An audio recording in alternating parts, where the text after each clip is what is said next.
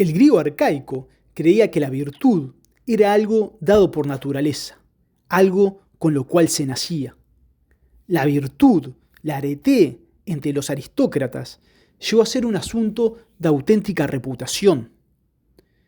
Los aristócratas, aquellos que se autodenominaban los buenos o los mejores, poseían esta condición de forma innata. Estas familias recibían los nombres de los eupátridas, que quiere decir los bien nacidos.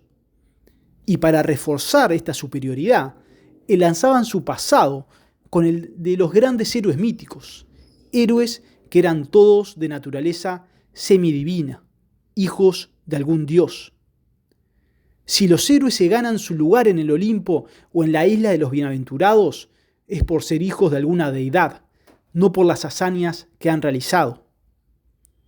El general ateniense Simón creía haber encontrado en las islas de Eubea los restos de su antepasado Teseo, algo que supo utilizar como propaganda para aumentar su poder político.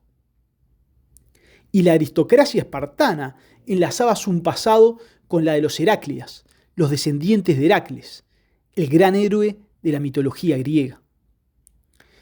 En la obra trágica de Sófocles llamada Filoctetes, Neoptólemo, el hijo de Aquiles, es enviado a la desértica isla de Lemnos, donde Filoctetes fue abandonado por sus compañeros.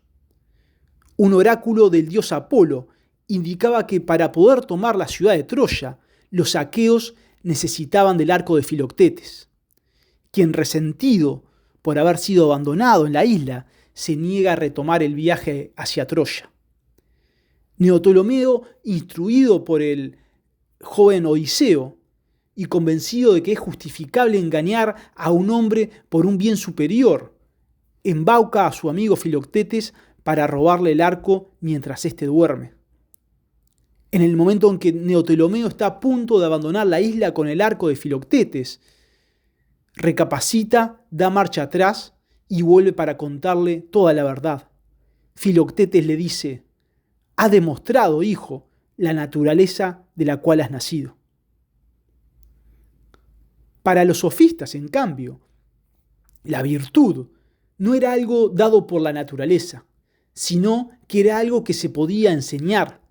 Existía una técnica con reglas conocidas, un método que era enseñable, transmisible, así como la técnica de un artesano para fabricar una vasija de cerámica. Esto era la razón por la cual Platón acusa a los sofistas de vender la sabiduría, de comercializarla. En el diálogo El Protágoras, el sofista promete que si Hipócrates estudia con él, regresará a su casa siendo cada día un hombre mejor. Sobre lo que Sócrates y Protágoras van a discutir en este diálogo es sobre si la virtud es enseñable o no. Lo que está en juego es la educación de lo que Sócrates llama el alma y nosotros el carácter o la mente de la persona. Sócrates también creía que la virtud se enseña, al igual que Protágoras, pero no comparte su opinión en cuanto a que no cree que se enseñe con la facilidad que éste imagina, sino con el lento rodeo que implica la contemplación, así como el método, que en Sócrates será el diálogo, en contraposición al discurso sofista. Este diálogo que va dando a luz las falencias del conocimiento, las múltiples perspectivas, vislumbrando un conocimiento que habita dentro del hombre, que está implícito en él. El método socrático involucraba la reflexión sobre sus propias creencias para descubrir las contradicciones en el pensamiento. Es mediante el diálogo y la reflexión que, según Sócrates, podemos llegar al conocimiento de la virtud. Sócrates cree que la virtud es conocimiento y que se puede enseñar, pero para poder enseñarla, primero hay que conocer qué es la virtud. Se pregunta si las distintas virtudes son nombres distintos que se dan para una misma cosa o son los nombres partes diferentes de la virtud. Es decir, si los distintos nombres que se le dan a las distintas virtudes son partes distintas de una misma cosa que es la virtud. Sócrates dice que todas las virtudes se parecen entre sí y en cada virtud participan también las demás. Y que además las virtudes semejantes, a cada virtud semejante se le opone un mismo vicio. Gran parte de los diálogos de la primera época de Platón están dedicados a esta búsqueda. En el Laques se busca conocer qué es el valor como valentía. En el Cármides se busca una definición de la sofrosín, la mesura, la prudencia, la templanza. En el Lisis, de la amistad. En el Hipias Mayor, de la belleza. En el Eutifrón, de la piedad. En el diálogo El Protágoras, Platón pone en boca de este sofista un mito, según el cual, cuando el titán Prometeo creó a los animales, su hermano Epimeteo le pidió para hacer el reparto de capacidades. A uno les concedía la fuerza sin la rapidez, a los más débiles los dotaba de velocidad, a los que eran pequeños les proporcionaba alas o una morada subterránea. A uno los dotó de garras para que pudieran cazar su alimento y a otros de pieles gruesas para que se pudieran proteger. A los que se alimentaban de animales los dotó de una exigua descendencia y a aquellos que eran cazados les otorgó una descendencia numerosa. Y cuando acabó de repartir las capacidades, sin tener ninguna ya para otorgar, el torpe Epimeteo se dio cuenta de que aún le faltaba el hombre. Para que el hombre pudiese sobrevivir, Prometeo escala al Olimpo y roba a Hefesto y a Atenea la sabiduría profesional junto con el fuego, que se los ofrece al hombre. El hombre desprovisto de ventajas y capacidades frente a la naturaleza articuló rápidamente con este conocimiento la voz y los nombres. Inventó sus casas, vestidos, calzados y alimentos del campo. Los hombres vivían en dispersión y como los animales eran más fuertes que ellos, los hombres comenzaron a agruparse y a formar ciudades. Como aún no poseía el arte de la política, se atacaban y se mataban mutuamente. Vivían en un estado de guerra de todos contra todos. Para prevenir que se aniquilaran, Zeus les envía mediante Hermes el pudor y la justicia, para que hubiese orden en las ciudades y pudiesen vivir en comunidad. Este mito de Protágoras pone de manifiesto que son necesarios ciertos valores para poder vivir en comunidad. Para los sofistas, para reconstruir aquellos valores que ellos habían desconstruido, y en particular la justicia, había que partir desde el interés del hombre, un interés bien entendido.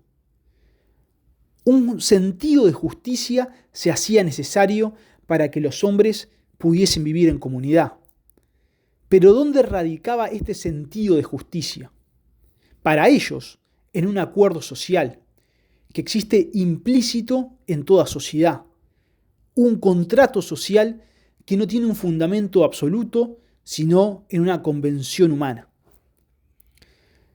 Los sofistas pregonarán la idea del contrato social, adelantándose a los grandes filósofos contractualistas, Hobbes y Locke, en más de 1500 años. Hobbes sostenía que en un estado de naturaleza, es decir, en un estado presocial, los seres humanos viven en un estado de guerra constante de todos contra todos, donde la vida es solitaria, pobre, desagradable, brutal y breve, donde el hombre es el lobo del hombre. Los sofistas entendían que para poder vivir en comunidad había que comprender debidamente cuál era el interés del hombre. Comenzaron entonces a elaborar una moral fundada en la razón y teniendo por fin el interés del hombre que vive en comunidad, lo que en definitiva le sirve para este fin. Esta posición lleva a un positivismo legal. La ley que deben obedecer es la ley dictada por los hombres, que no guarda relación con lo verdadero, ni con la naturaleza, ni con el ser, al cual no podemos llegar a conocer, sino que guarda relación con lo útil. una utilidad que consiste en obrar bien con los demás, porque ello es lo que nos da la tranquilidad de conciencia y en definitiva también redunda en nuestro propio beneficio, en nuestra propia felicidad, lo cual es también el objeto de la psicología. Esta posición no llevaba a una negación de la naturaleza. De hecho, ellos reconocían que había un mínimo de valores que se basaban en esta. Estos podían ser aquellos que eran observados, por ejemplo, en todas las sociedades por igual. Por ejemplo, el incesto. La ley positiva es necesario respetarla, no por coincidir o no con la naturaleza de las cosas, de los valores, de la virtud, del bien o del mal, sino por ser imprescindible para el buen funcionamiento de la sociedad. Al establecer la justicia como una convención, entonces tiene que ir acompañada necesariamente de una teoría relativa al castigo, para que la norma tenga un medio de coerción, es decir, para que la ley se pueda hacer cumplir. Con esto se rompe aquella idea arcaica que habíamos visto de que la historia es cíclica y que los dioses castigan a los que transgreden las leyes y la moral. La intervención de la divinidad en los asuntos humanos y en particular en la justicia es una idea que subsistirá en Europa, especialmente entre los pueblos germánicos hasta la Edad Media. Con la caída de la Edad Media, los pueblos germánicos llegan a toda Europa. En Inglaterra, los anglos, los saxos y los jutos. En Francia, los francos. En España, los visigodos.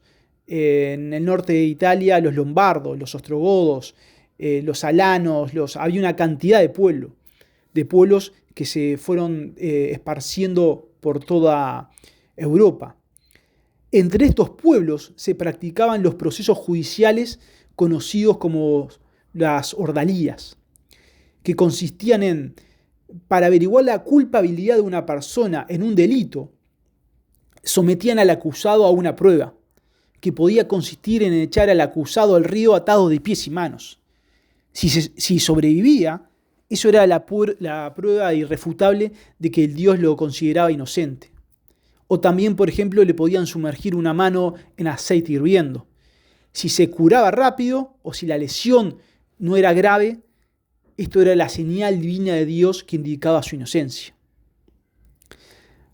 Aparece entonces ya en Grecia una teoría sobre la pena, el derecho punitivo, que trasciende hasta nuestros días. La pena tiene una doble finalidad: reformar al infractor y disuadir a éste y a terceros de cometer el mismo delito. Si Sócrates en el Critón habla de que en parte no puede escapar a la pena injusta dictada por el tribunal, sino que debe acatarla, es en gran medida porque si no, su hermana las leyes naturales, lo castigarán en el más allá. Protágoras, sin embargo, solo piensa en la sanción que puede recibir por parte de la ciudad en esta vida. Pero en Sócrates también, hay que decirlo, también la propia injusticia es algo que tiene que hacerle daño al propio sujeto que la comete. El castigo para Sócrates, la pena, es una terapia que ayuda a reformar al infractor. Ahora, ¿cómo se accedía al conocimiento de la justicia, de los valores? ¿Era enseñable esa justicia, ese valor? ¿Cómo lo hacían? Para los sofistas, el método para aprender la virtud era el de la retórica, es decir, el discurso. Los sofistas fueron especialmente conocidos por su método retórico. En una época en la que el saber hablar y argumentar de forma segura, persuasiva y convincente era fundamental, ya que en una sociedad democrática donde los ciudadanos participaban directamente en las asambleas, en la formulación de las leyes y en la toma de decisiones, así también como en los juicios, donde no existían abogados, pero los acusados podían leer una defensa realizada por otra persona, una buena defensa, un buen discurso, podía salvar vidas. Además, en Atenas, la guerra y la peste habían hecho que muchos hombres se hicieran ricos de la noche para la mañana. Los aristócratas los veían como a los nuevos ricos, ciudadanos que no tenían ni la cultura, ni la educación, ni los usos de la alta sociedad. Y principalmente no sabían hablar con la propiedad que lo hacía un aristócrata. Algo que los sofistas estaban convencidos que podían enseñar de forma práctica. Platón y Aristóteles los acusan de hacer discursos para vencer en la competición política sin importar si defendían algo verdadero como si no, así como ser capaces de defender tesis contrarias. Lo único que les importaba para estos filósofos era el resultado. En el Gorgias, uno de los primeros diálogos de la transición de Platón, de la época media, Sócrates dice que la retórica es un mero truco para embaucar a los ignorantes. Sin embargo, en un diálogo posterior de Platón, ya de la madurez, en el Fedro precisamente, dice que puede existir un arte de la retórica, pero que el filósofo necesita comprender la psicología humana, necesita conocer los distintos tipos de discursos para los distintos tipos de auditorios, necesita conocer la verdad también sobre el tema que va a tratar. Un orador o un escritor que posea tal conocimiento, según Platón, merece ser llamado filósofo. Y Aristóteles, en su retórica, se remitirá al Fedro, presentándolo como un manual técnico que enseña cómo persuadir de la verdad por medio de discursos y argumentos construidos y presentados con una habilidad basada en una correcta comprensión de la psicología humana. Otra de las acusaciones que dirigirán contra los sofistas será la de querer hacer pasar por fuertes a los argumentos débiles, algo de lo cual acusarían al propio Sócrates en el juicio que lo condenó a muerte. Protágoras había escrito una obra denominada Discursos dobles, y Diógenes Laercio dice que una de las principales ideas de estos sofistas, a quien el historiador denomina filósofo, es que en todas las cosas hay dos razones contrarias entre sí.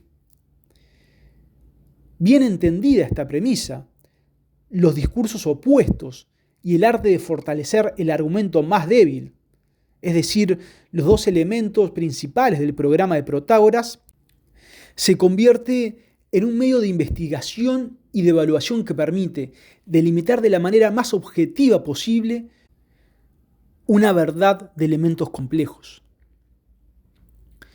Cuando un argumento débil se hace pasar por fuerte, con la simple finalidad de defender un resultado o una posición a cualquier precio, independientemente de que sea cierta, verdadera o falsa, es algo que no merece atención o respeto alguno. Pero cuando el argumento débil se analiza para poder comprender la complejidad del asunto y la pluralidad de perspectivas, esto lleva a un conocimiento más profundo del asunto. Esta es una técnica que utiliza mucho Tucídides en su obra La Guerra del Peloponeso. En muchas oportunidades, por ejemplo, en el diálogo de los atenienses contra los samios o en las propias discusiones en el seno de Esparta, cuando se va a tomar una decisión, siempre toma diversos argumentos y a partir del análisis del argumento más débil, uno llega a comprender mejor la situación y es así a veces como el argumento más débil también va cobrando más fuerza. Platón denostaba a los sofistas por el hecho de cobrar por sus lecciones. Si no se podía cobrar por las lecciones, entonces solo los ricos, los que tenían sus necesidades materiales cubiertas, podían dedicarse a la filosofía. Cobrando por sus lecciones, los sofistas cambian el paradigma. Ahora cualquier hombre que pueda transmitir un conocimiento puede ganarse la vida impartiendo el mismo. Los sofistas, en definitiva, fueron grandes pensadores de la época clásica griega. Su coraje y su determinación a someter las creencias, valores y costumbres Al más riguroso filtro de la razón, su carácter progresista y crítico generó la enemistad de los sectores más conservadores de la sociedad. Escribieron obras sobre todos los temas, desde la naturaleza, la psicología, matemática, geometría, hasta de moral, derecho y costumbres.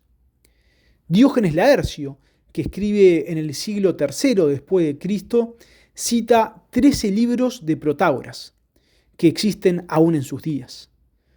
Sin embargo, tras la caída del Imperio Romano y cuando los libros y el conocimiento pasa a ser conservado en los monasterios, desaparece totalmente las innumerables obras de los sofistas. Esos que sostenían que no existía una verdad absoluta, un bien supremo, y que ponían su atención en el interés bien entendido del hombre. Para conocer hoy en día su pensamiento, solo nos quedan unos pocos fragmentos y la obra de Platón, su más acérrimo enemigo.